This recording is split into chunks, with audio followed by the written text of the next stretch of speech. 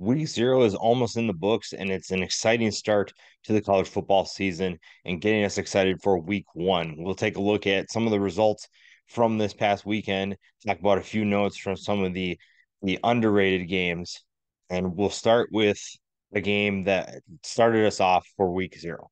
Notre Dame took it to Navy, plain and simple. This game was really not close for most of the game. And a big reason for that was Sam Hartman. Now, Sam Hartman comes in from Wake Forest in the transfer portal, and a lot of people expected for him to take this offense to a new level. Now, we're not going to get too overhyped about week 0 game after one game, but there was a lot to be excited about if you're a Notre Dame fan. Sam Hartman looked really efficient. He looked really confident throwing the football. And that also goes against another thing that I think a lot of people had questions about was, is Sam Hartman a good quarterback, or did he just thrive at Wake Forest because he was in that system? So that's one thing I think he showed, is that he can be a good quarterback. He can make really good throws. I mean, there were a couple of good throws in the first half where he was facing pressure and he still found ways to hit guys downfield. So they really needed him to evolve this offense. They needed him to take this offense to another level. And we saw him do a lot of exciting things. He finished with 251 yards and 4 touchdowns. A good start for Notre Dame. This is a Notre Dame team that, with the passing attack, I think a lot of people were worried about what could this team actually be. Could this team actually be a well-balanced offense? And we saw the rushing attack start early. Audric Estime, 95 yards and a touchdown. Now, he did get hurt, and that was a bit of a concern, but he did come back in the game, and we saw what he could do. At 230 pounds, he's an absolute beast to try and tackle. And at times, it looked like Navy wasn't going to be able to stop him. So I think that's a great combination. You have a passing attack that appears to be ready to take a step forward, and then you have a rushing attack that will do a lot of great things as well. So that's something to keep an eye on going forward. Notre Dame should be in good hands with what they have at the skill positions. A freshman that we saw break out, which we saw a number of freshmen have good performances in week 0. Jaden Greathouse would be a great option for Notre Dame's passing attack. 2 touchdowns on the game, and he looks really good, looked very confident in what he can do. And I think the other thing is Notre Dame's got some depth at skill positions. So you look at running back, you had a number of guys make key contributions, and in the passing attack as well. You had Greathouse, you had Chris Tyree, you had James Thomas. You have a number of players that could take a step forward. Another player that impressed me early was Deion Colsey. I think he could be a reliable pass catcher for Notre Dame as well. So obviously the offense has some things figured out, or at least they're building upon it right now. The offensive line obviously is one of those positives too. And then you look at the defense. This is the defense last year that Navy torched for 255 yards. So we knew one thing they were going to try to do was slow down that rushing attack. We knew that Notre Dame wanted to take it to this team. And even though you're facing a triple option team, which triple option worked early on, and we'll talk more about that in a little bit, but Notre Dame had something to prove. And this defense played with a ton of speed, played with a ton of confidence, and was very disruptive. Held Navy to just 126 yards in this game. So that's a huge win for them. This is a defense that a lot of people expected to be very good. It's a very talented defense. And I think it's a reason why Notre Dame will test a lot of teams and be able to win a lot of games this year, because they are able to swarm to the football. They're able to be disruptive, and they're able to hold teams like Navy, who they don't see very often. That's the one thing, or one of the biggest things that Navy had going for them, is that the teams they play don't face the triple option nearly enough, at least not to that triple option. So they have the ability to maybe sneak up on teams, and they're able to kind of gain an advantage because teams don't play them very often. So the fact that Notre Dame took it to them and held them to 126 yards says a lot about what Notre Dame can do going forward. Now, what does this mean for the future? Notre Dame will face a number of great teams, a number of playoff teams. They will face teams like USC, who we saw today. what they can do to be a balanced team, whether that's on offense, to be able to move the ball down the field, or this defense to be able to slow teams down, is going to be the biggest thing, the biggest question for them. And right now, it's obviously just one game, so we don't want to overreact.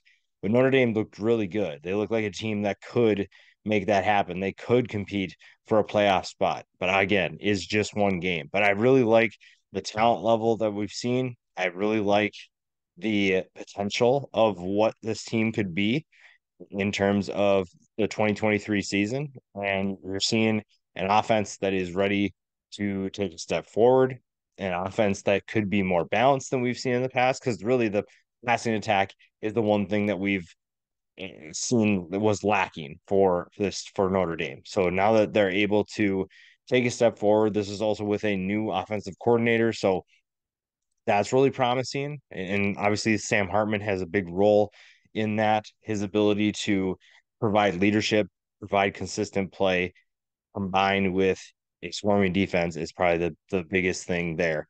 And I'm excited to see what Notre Dame has in store for the 2023 season. And right now, things are looking really good. Now, if you look at what Navy did, obviously the quarterback battle is still up in the air. I think that Ty Lavatai had a solid game, but you obviously need to see more from him. And whoever is going to compete with him has an opportunity to show what they can do. But Ty Lavatai, I think, has the best chance of giving this team what they need. I think the triple option did well early on, and then obviously Notre Dame was just more talented and figured things out. But I think that the triple option still has a place in college football, and we saw that early on. We saw that with Navy's first couple of drives. They had some gash plays that Notre Dame didn't look like they knew what was going on. And then obviously as the game continued, Notre Dame figure things out. But Tyler Avitai has potential to be a really good quarterback at 6'2", 210 pounds. He he has good size, so that adds another dimension to it. He brings a different element with that kind of size. And I think that the offense also has potential because he's running it as well. So this is an offense that should be just fine. The defense has some work that it needs to do. And I think the offense will be able to, they'll be just fine. They'll be able to do what they want. The triple option will give teams fits and they'll compete with a lot of teams. They're just not going to compete with a team like Notre Dame. So we saw some good things from both sides. Notre Dame obviously is a much better team, a much more talented team, and we saw that today. And the Fighting Irish are hoping that it can continue that success for the rest of 2023. Ohio versus San Diego State. This was a game that I fully expected to go one way, and it went the complete opposite.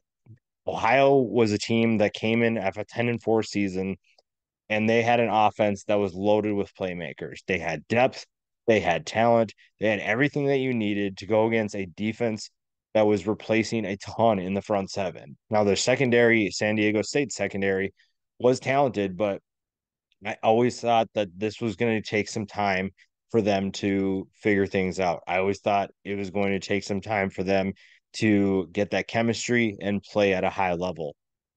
Now, some of that has to do with an injury, but San Diego State played lights out for the most part against this Ohio team. Even in the first half, when their offense wasn't really getting things done, this was a team that played really well defensively. And we'll start with the Ohio side of things, but you had good momentum early. They were moving the ball down the field. I mean, the first half, up until the last drive of the first half, Ohio was outgaining San Diego State 204 to 85. So this was a team that was moving the ball. They just weren't getting enough points. And before that last drive, it was 6-3. So they were getting the ball down the field. It was just they couldn't put too many points on the board. They couldn't get touchdowns. They're settling for field goals. And in that game, turned out that that's what you had to do, but you wanted more. Now, obviously, the biggest point of conversation is Curtis Rourke's injury. And what does that mean for him going forward? Now, it sounds like he could have gone back into the game. It sounds like the coaching staff made a call to keep him out. I don't know how much of that is true, but you after watching it, you can't help but wonder what Curtis Rourke could have done for this team? What could he have done for this offense that would have given them more consistency? Because when you look at the stats from this game, completing passes was a struggle for CJ Harris. And Curtis Rourke started the game 8 for 10. So you'd think that he would provide at least some stability. And when you watched Rourke early, he was playing very confident. He was playing with good accuracy. He was putting the ball right on his playmakers' chests, right in their hands. He was throwing the ball and distributing it very well. But then obviously he gets hurt, kind of a weird injury, and then he doesn't play the rest of the game. So you have to wonder, what could he have done? Could he have made a difference? Would this game have gone Ohio's way? You just never know. But obviously, an injury impacted the game in a major way. But I don't think anybody expected it to be this drastic of a loss. Last year, we saw CJ Harris take over for Curtis Rourke at times, and there wasn't a huge drop off. And in fact, there were games where CJ Harris played really well, and you thought that the depth was really going to help them out because you look at the skill position talent. You saw the running backs have depth, the wide receivers have depth, and you thought that, well, maybe this is just fine. You have the next guy steps up. Harris should be able to play at a high level, and this should be a game that they still win because they're more they're more confident. They have better chemistry, but obviously that didn't go that way. And it really, it looked like they lost the wind in their sails when Rourke went down. It was one of those things where one guy shouldn't make a huge impact, but it clearly had a great effect on this team. They weren't able to settle down, they weren't able to move the ball efficiently. And honestly, that last drive for San Diego State in the first half gave them a ton of momentum, and Ohio just really couldn't recover from there. And that's saying something considering it was 10-6 at halftime. It was not a big difference. There was not a huge deficit that they had to overcome. San Diego State just swarmed this Ohio defense, and San Diego State proved that even though they lost a ton of talent on the defensive side of the ball, they are still an absolute disaster for the disaster. They provide disasters. They are super disruptive for any team they're going to face. They pretty much brought out a brand new front seven, front six, and they made Ohio's life miserable. Except for when Rourke was in. I think that if Rourke stays in, this is a different game. I still think San Diego State is able to create some trouble for Rourke in that offense, but it clearly made a huge difference when he went out. And San Diego State made Ohio pay. They obviously were the biggest reason why that San Diego State stayed in the game. And then you saw Jalen Maiden have a pretty solid drive at the end of the first half to put them up 10-6. So that was huge momentum boost. And then you bring it into the second half, and this defense is, I can't stop talking about this defense. This defense swarms to the football. It was a good game plan by this coaching staff. They were able to create a ton of confusion for Ohio. Blitz packages they utilized, the different stunts they used, Ohio had no answer for.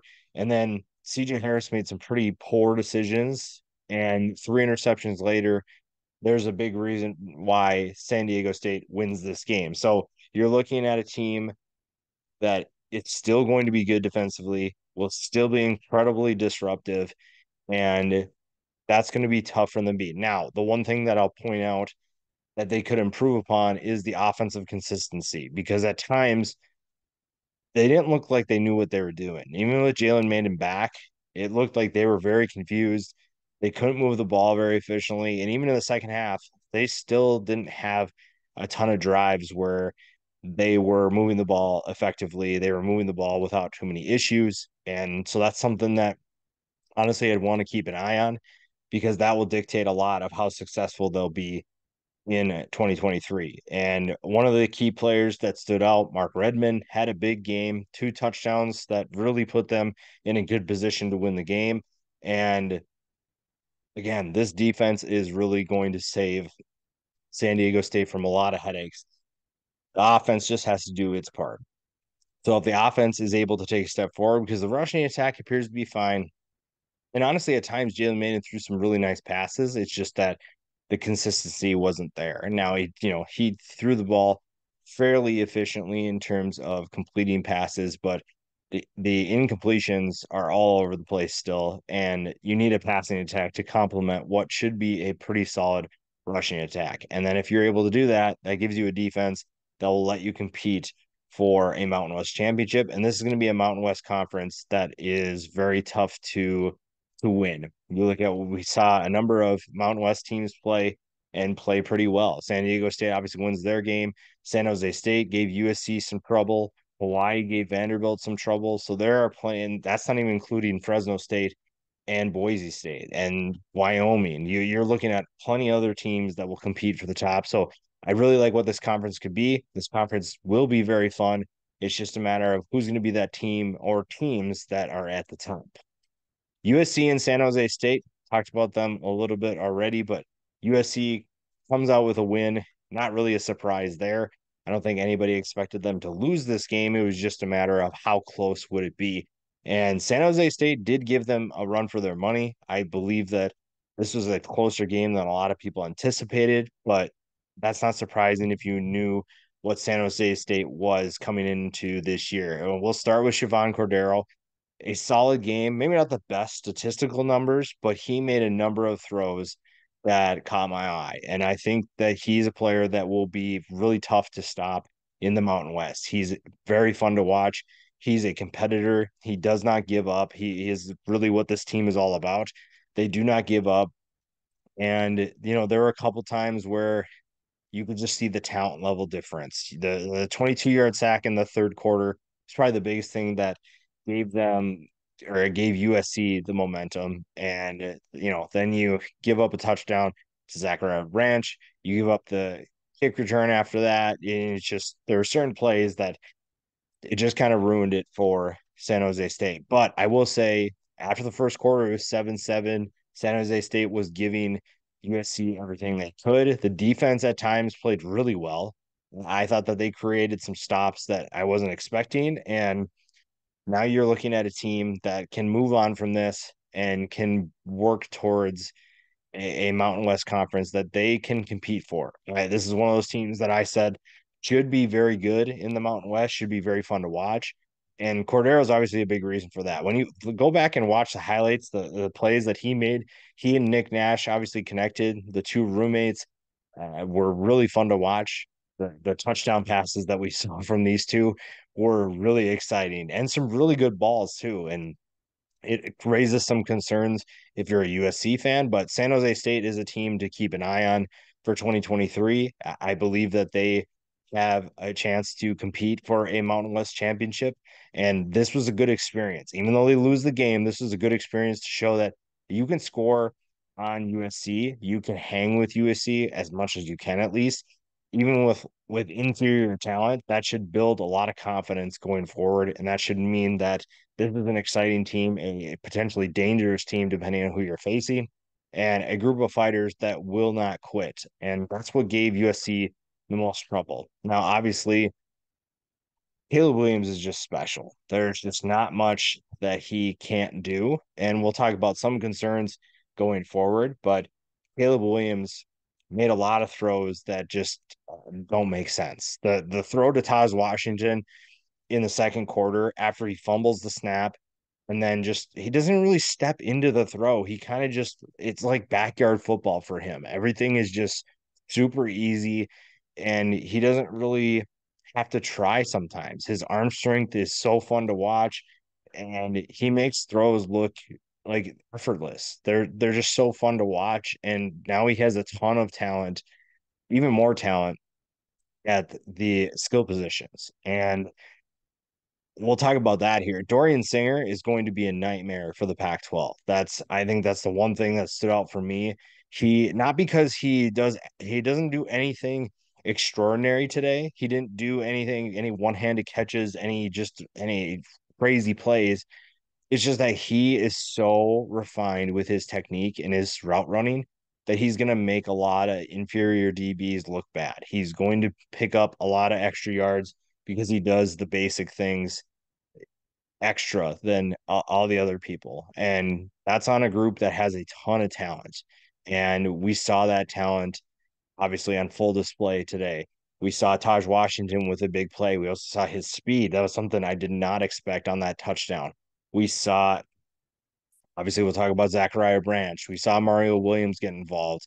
We saw a lot of players get involved in terms of running the football, in terms of catching the football.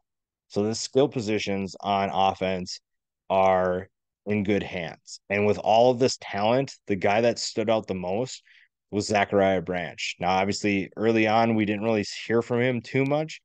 But once he got that first touchdown, is really where things took off. You saw him get that touchdown. San Jose State comes back with a touchdown of their own, and on the ensuing kickoff, they get to see firsthand why Zachariah Branch has a bright future for this team. Now, he will not catch passes from Caleb Williams probably after this year, but it won't matter who's throwing him the football. He's a special talent with explosive playmaking ability, and we already saw people talking about Reggie Bush in terms of comparisons to him. Now, that also means that certain players probably don't see as many catches or as many touches.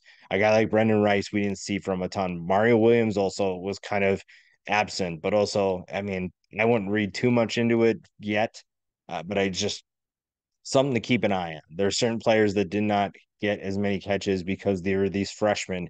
Deuce Robinson also got in the mix as well. So there are options, which means that we could see guys hit the transfer portal, but there are plenty of options in this offense for Caleb Williams to utilize. The biggest question probably for this team is going to be the offensive line. We saw a number of offensive line combinations, and it seemed like that was on purpose. It sounds like that was what they were going for. They wanted to see who was going to work well, and they'll obviously go back and look at the film.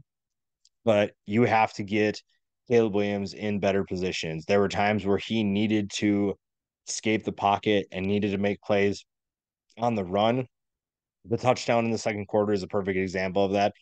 Fumbles a snap, which obviously isn't offensive line's fault, but he still has to make a play. And I think that that's going to be one thing. If you're looking to win a national championship, your offensive line, life in the trenches, is imperative to be able to win a national championship. And the same goes for the defensive side of the ball. So we'll talk about that here. The defensive line looks really good. I think that they have a really exciting player in Jamil Muhammad. He really shined. And you look at Anthony Lucas, you who look at even behind them, Eric Gentry. There are a lot of players that will make this USC defense really fun to watch. It's just a matter of do they put it all together? Because there were times where this team looked bad defensively. I will say that. They did not look good. And coming into this year, Alex Grinch needed to do more. And Lincoln Riley did everything he could to bring in as much talent as possible to be able to win football games. But it's on Alex Grinch to make that happen. And when you look at some of the plays we saw, now granted, we'll give him some grace because it's week 0, but this is not a team that should be struggling to put away San Jose State. This is not a team that, if you're going to win a national championship, struggling to put away San Jose State is a concern for the future, especially with the amount of talented teams and teams in the Pac-12 that you'll have to beat to win the conference just to get to the playoff. You need to find a way to elevate because there are plenty of good players on this defense. There's plenty of talent, and we still saw some of the concerns from last year in this game. So, and that's again against inferior competition. So you got to figure that out right away. But if they are able to figure this out, if this defense can play well as a unit, then I really like USC as a potential national championship team. This is a team that, with the talent, if they play how they can, especially in the trenches, this is a terrifying team. And that gives you Caleb Williams on a whole different realm, a whole different level. And that's even more terrifying. So finding ways to get this team to new heights, finding ways to get this team to a different level is all on certain positions. And really, Alex Grinch has a lot of weight on his shoulders to figure that out. But you just have to. There's no excuses at this point. He's done this long enough where he should be able to figure it out. And if this continues, then you might see Lincoln Riley just move on because that's just not going to be acceptable going forward. If this is a consistent problem, you're going to have to find ways to do it. But you have plenty of talented players that can get the job done. So that's definitely something to keep an eye on, and it's something that could affect USC in terms of winning a national championship. A few other notes here from week 0. UMass was really exciting, and a 41-30 win over New Mexico State showed that this is a team that is going to be much better in 2023 than they were in probably a long time. Now, are they going to be a good team? No, this is still going to be a team that struggles, but Don Brown has done a great job of getting this team up to where they need to be. This is a Don Brown team that will be very fun to watch offensively. And I think that you're looking at a UMass team that will have a few more tricks up their sleeve in terms of pulling off upsets. Other games that were right now, Vanderbilt's currently up 35-14 against Hawaii. Hawaii has been moving the ball fairly efficiently at times, and this is a Hawaii team that we talked about earlier in this video is a team that could be really exciting in the Mountain West. They could give a lot of teams trouble. They could provide a lot of challenges, and that'll be something to keep an eye on. Jacksonville State gets their FBS debut underway, and Rich Rod gets a win over UTEP 17-14. So it'll be interesting to see how do they compete in that conference. I think that this is still a team that's going to have a learning curve. So keep an eye on that. Louisiana Tech currently down 17-16 against FIU. That's a concern if you're a Bulldogs fan. I think that this is a team that should be doing much better than that, especially with the amount of talent that FIU lost. Then it's week 0, so maybe there's some things that need to be figured out on everybody's side, but this is still a really exciting time because college football has started. There's obviously plenty to work on going forward. There's plenty of time to figure out any of these concerns, but now we have some film to evaluate. Teams can look at some reps. They can figure out what went right, what went wrong, and how do they fix those things because it's a long season and there's plenty of time to grow. And the teams that won obviously know there's things they can still work on. And the teams that lost are kind of back to the drawing board for certain aspects. But either way, college football is back. And it's really, there's not a better time than right now.